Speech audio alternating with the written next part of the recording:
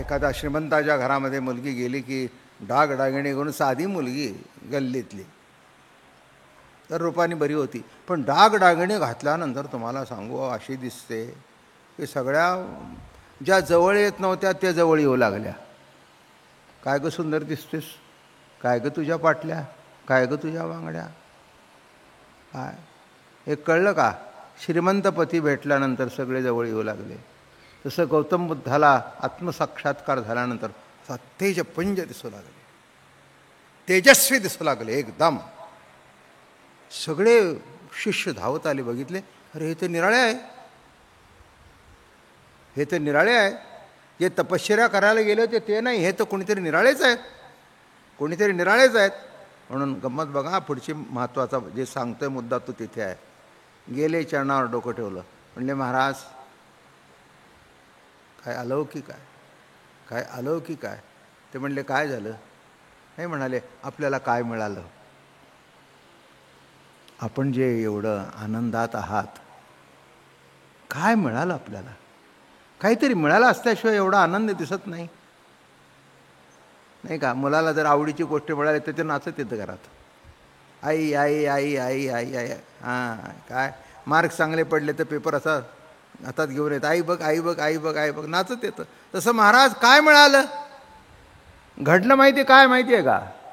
गौतम बुद्ध रडायला लागले खाली मान घालून. शिष्यानं इतकं दुःख झालं, ते म्हणाले नको तो प्रश्न विचारला आपण, चुकलं आपलं. मग शेवटी माफी मागितली. म्हणले महाराज आमचं चुकलं का? नाही नाही म्हणले, तुमचं चुकलं नाही, माझी मला लाज वाटली. ते म्हणले का लाज वाटली? लाज का वाटली? तुम्ही मला विचारलं काय मिळालं? मिळालं काही नाही, भरपूर गेलं, तेव्हा आहे ते कळलं. बोलणं कळलं? परमार्थामध्ये मिळवायचं काही नसतं, नको ते गेलं की आहे ते दिसतं. काय एक पडदा असेल, बाजूला गेला की मी दिसतो, म्हणजे मी नाही का? मी आहेच, मी आहेच.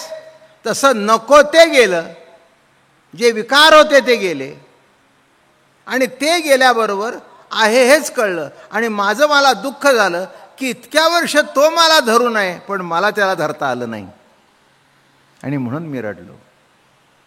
तसा हरी मिळवायचा नाही, तो मिळूनच आहे, पण तो कळेल कसा? हरिमुखे म्हणा, हरिमुखे म्हणा, पुण्याची गणना कोण करी, पुण्याची गणना कोण करी, पुण्याची गणना कोण करी. काय म्हणतात? हरिमुखाने म्हण. म्हणून हरी शब्द अत्यंत महत्त्वाचा आहे. हरिपाठ पुढे येईल. एक हरी आत्मा जीव शिव सम, वाया तू दुर्गमा न घाली मन. इकडे तिकडे लक्ष घालू नकोस. संध्या केव्हा करावी, कशी करावी, कुणी करावी, केव्हा कुठे करावी, कोणत्या दिशेला तोंड करावं, याला बंधन आहे. नामस्मरणाला कुणी करावं, कुणी केव्हा करावं, केव्हाही कसं करावं, कसंही. निजल्याने गाता उभा पांडुरंगण, बैसल्या कीर्तन करीता अडवले. म्हणून ज्ञानेश्वर महाराज म्हणाले, आता हे झालं सगळं, आपल्या ज्ञानाचं दर्शन झालं सगळं खरं, आता सर्व माणसांना कळेल आणि चटकन उद्धार होईल असा हरिबद्दल सांगावं. आणि त्या हरिबद्दलचे लिहिलेले 28 अभंग. आता एक समजा महत्त्वाचा मुद्दा लक्षात घ्या, हरिपाठाची भाषा सोपी आहे म्हणून त्यातले विषय सोपे आहेत असं समजण्याची गफलत करू नका. त्याचा नित्यपाठ केल्यानंतर ते विषय तुमच्याशी बोलू लागतील, त्यातलं तत्त्वज्ञान तुमच्याशी बोलू लागेल, पण नित्यपाठ करायला पाहिजे. म्हणून हरिपाठात म्हटलं आहे, नित्यनेम नामी ते प्राणी दुर्लभ, लक्ष्मी वल्लभ तयाजवळी. नित्यनेमाने कोणचं कर्म करणारा प्राणी दुर्लभ आहे, आणि जेव्हा तुम्ही नित्यनेमाने करता तेव्हाच ते कर्म फलद्रूप होतं. आणि म्हणून हरिशब्दाचा अर्थ मोठा कौतुकाचा आहे. सर्व पापाते संहारी, सर्व दुःखाते संहारी, या लागे नाम बोलीजे हरी. हरी म्हटलं की संपलं, राम म्हटलं की संपलं. एक परवाच गोष्ट चालली होती, वारीत किंवा कुठेतरी, की नामस्मरणामध्ये किती ताकद आहे. पण तसं म्हटलं पाहिजे आणि ते नित्यनेमाने म्हटल्यानंतर तेवढी येते. परवाच वारीत का कुठेतरी गोष्ट चालली होती. एक बापलेक होते आणि बापाने मोठं मंदिर बांधलं, सुंदर सुंदर मंदिर बांधल्यानंतर त्याला वाटलं की मुलांनी आपल्या यावं त्या मंदिरामध्ये. मुलगा हुशार होता. अरे म्हणे, बाळू चल तरी, मी मंदिर कसं बांधलंय ते बघायला, येईन हो. आणि बाप तसा काही फोर्स करत नव्हता. बरं का. पुन्हा 4-5 वर्षे गेली. अहो येईन म्हटलं ना मी. मग असं घडलं की हा 60त आला, बाप 80त आला. अरे येतोच ना. अहो येतो ना. अरे म्हणे मी आता 80त आलो. 70 वर्ष झाली मंदिर बांधून, तरी तू येतो म्हणतोयस. बाप आजारी पडला आणि हा बापाला काही सांगितलं नाही, पण देवळात गेला. त्या श्रीहरीच्या मूर्तीकडे बघितलं, डोळे झाकले आणि राम असं म्हटल्यावर तिथेच कोसळला. खलास.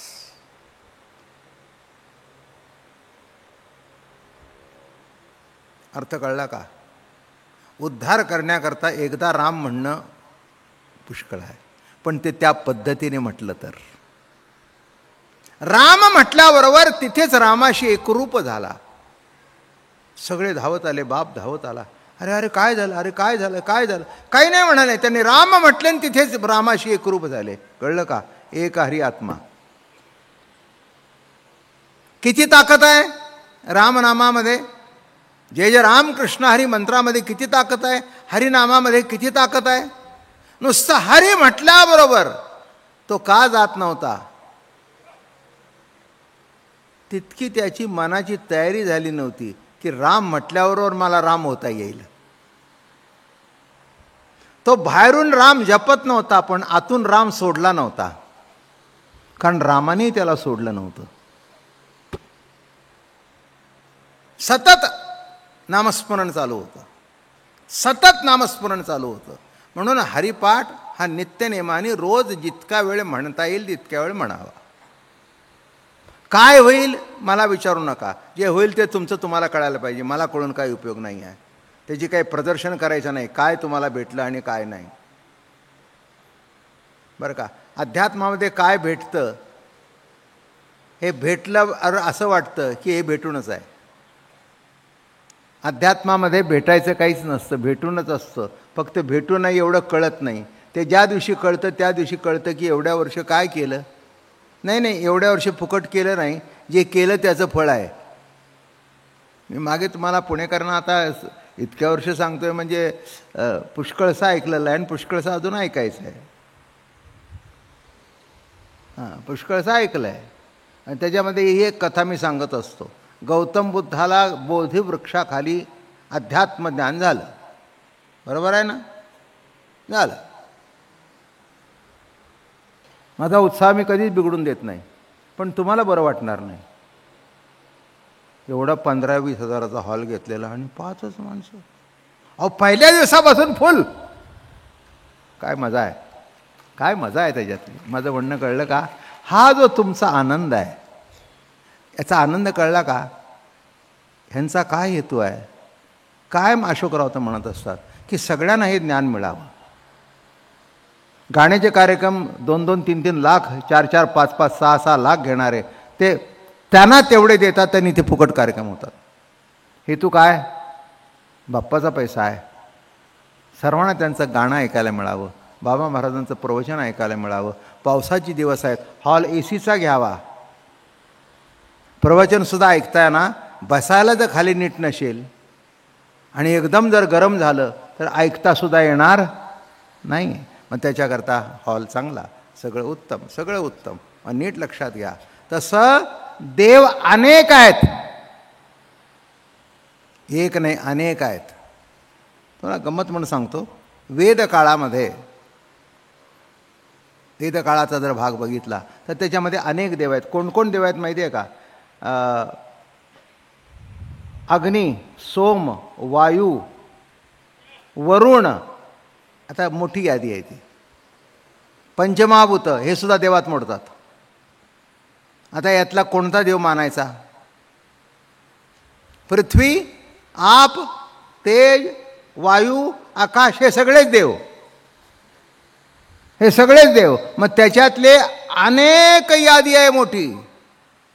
आता ह्या यादीतल्या देवांना मला सहज व्यवहार म्हणून मी विचार केला, 33 कोटी देव आहेत. सगळं आपण ऐकलं आपल्या धर्माप्रमाणे की 33 कोटी देव आहेत. उद्या जर आपण ठरवलं की प्रत्येकाला एक एक झेंडूचं फुल व्हायचं,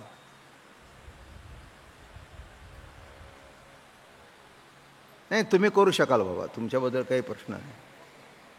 आता ते सायलीची बेलीची तुम्ही जे डेकोरेशन गणपतीला करता ती काय लाखोनी फुलं आहेत का? 33 कोटी दगडूशेठ हलवाई करतील, पण बाबा महाराज म्हटलं तर दिवाळ्या निघेल माझं. काय 33 कोटी. हे गणपतीचं म्हणणं आहे. व्यक्तिगत आपल्याला एक हार विकत घेताना सुद्धा अवघड जातं. माझ्या लहानपणी आम्ही 2 रुपयाला फुलाची पुडी, 6 हार, 6 हार तुळशी फुलं. आता 500 झाली तरी नीट देत नाही, कुचक्या फुलांचा हार देतो. आता ह्याला काय सांगायचं? मग शेवटी त्याला सांगायची पाळी आली, आता तुझी पुडी बंद कर. काय झालं? नाही म्हटलं, फुलं इतकी चांगली असतात की तुझ्या इतका आमचा देव चांगला नाही. तर काय सांगावं? म्हणजे 500 रुपये घेऊन 600 रुपये घेऊन सुद्धा आता कसं 33 कोटी. जाऊ द्या, नका फुलं, गंध तरी उगाळा तेवढा. बरं, प्रत्येकाला एक एक भांडं पाणी तरी घाला. किती भांडी लागतील पाणी हो? सगळं अशक्यप्राय आहे. म्हणून शेवटी एकाम्ही गाऊ विठोबाचे नाम, आणि कांचे काम नाही आता. मोडून या वाटा सूक्ष्म दुस्तर, केला राज्यभार चाले ऐसा. लावणी मृदंग श्रुती टाळ घोष, सेवू ब्रह्मरस आवडीने. काय म्हणतात? एकावर निष्ठा. इकडे तिकडे. मी तुम्हाला मागे सांगितलं, आमच्या जीवनामध्ये आज 150 वर्षाची परंपरा आहे. मला 83 चालू आहे आता. 150 वर्षाच्या परंपरामध्ये मला वाटत नाही आम्ही कोणत्या देवाकडे गेलो किंवा दर्शनाला गेलो. एकामध्ये सर्वांना पाहिलं. आम्हाला असं टोचणारी माणसं असतात. मी तीर्थयात्रेला गेलो, तीर्थयात्रा बित्र काही नाही. पंढरी म्हणजे आमचं सगळ्यात तीर्थाचं सार आहे. आता जरा हरिबद्दल बोललो, आता जरा पुढे सरू. हरिपाठ का, देवपाठ का नाही? सुरुवात देव शब्दाने. त्याचं कारण असं आहे, देव अनेक आहेत, हरी फक्त एकच आहे.